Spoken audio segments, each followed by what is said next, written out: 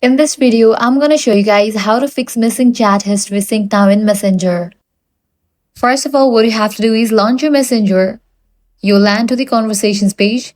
Now head over to the menu page, click on it. Now navigate to the option settings, click on it. Now head over to the option privacy and safety. Under that, you're going to find the fin option. Click on the option end-to-end encrypted chats. Then click on the option message storage. Now what you have to do is click on the option more options and enable for the option auto sync. With this, your problem might be resolved. Next thing you want to do is update your Messenger. So close this and launch your App Store or Play Store. Search for the app Messenger. After app appears, if you find the option of update, click on it and update the app to its latest version. Next up, check your internet connection. Close this and launch your settings app. Navigate to the option Wi-Fi. You can disconnect to the Wi-Fi, give a fresh restart to your router and then rejoin it.